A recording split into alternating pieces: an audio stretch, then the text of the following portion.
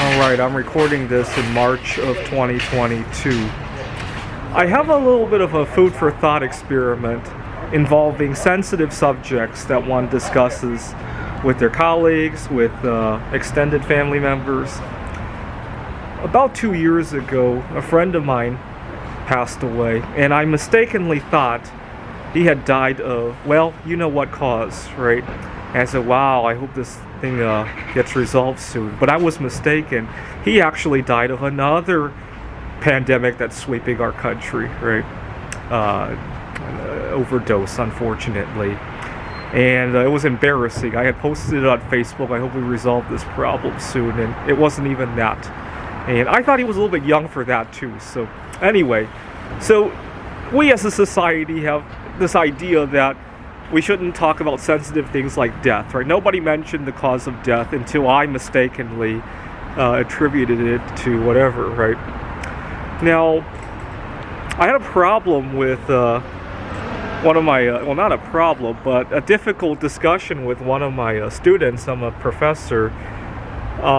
She had mentioned that she's concerned about her family during this, possibly the beginning of World War III.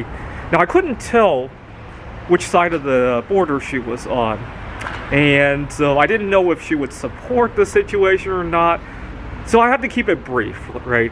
Stay safe and all that, without saying anything about war efforts and all that, because I wasn't sure which side of the border she's on. I still don't know. Now, it gets me to the idea of why, then, is it okay to assume that if somebody is single, whether they're happily single or they're looking for somebody, why is it okay to do that, right?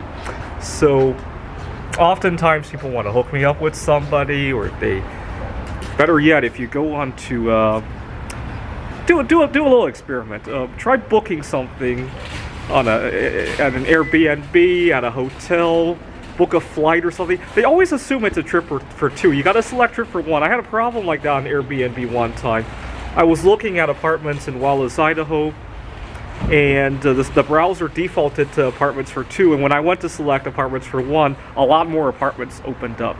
And I felt sorry for the owners of the apartments that were hosting for one, because a lot of people might mistakenly not find them, right? And yet, when somebody passes away, when there's conflict in Russia, it's never okay to make assumptions about where somebody is from or what somebody died of, right? Why?